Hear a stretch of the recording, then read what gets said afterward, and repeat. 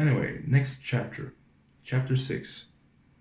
The political climate and the progression of what's, center on the political spectrum.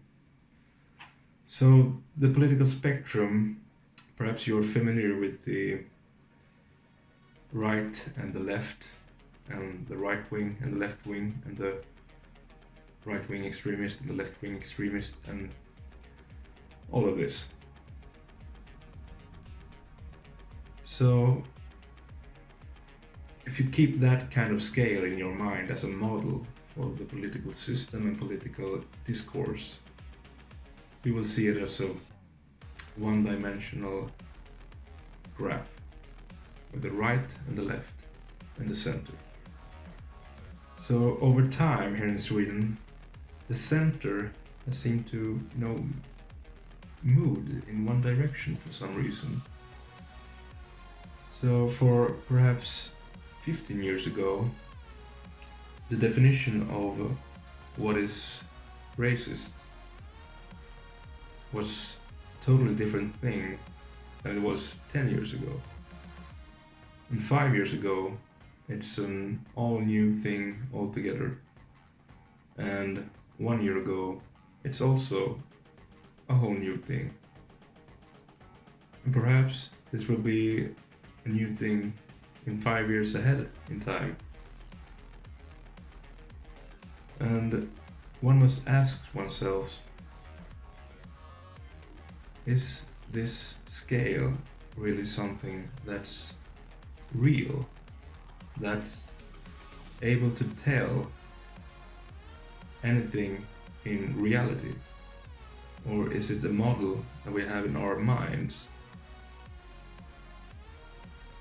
And how does one think if one, say 15 years ago, said that something was racist, and then 5 years later they changed their mind and something else is now racist instead? And 5 years ahead of that, something else is now racist instead. It doesn't seem very sustainable to me, at least. So, I think we should get rid of this scale and see the world for how complex it really is. Anyway,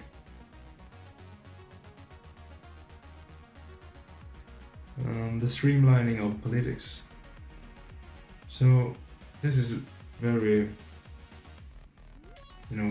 I don't know much about the actual political debate in a lot of other countries. I'm not happy with the time I spend thinking about the politics here in Sweden with our democratic system and the voting and everything. But the streamlining of politics has been taking place, I think. Because, at least in my mind, back in history, it was easier for one individual to stand out in these political parties. They could have their own opinions and they could say that a member of their own party were wrong. This does not happen very much lately in Sweden. The political parties, they are all, the members within one political party, doesn't matter which, they have all very streamlined opinions. And they won't take interviews and tell what they really think. Instead, they tell the story, the official story of the party.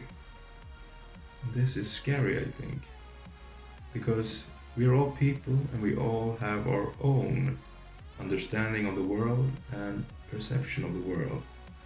So why should we try to fit in within each other's definitions and plans for political conquest?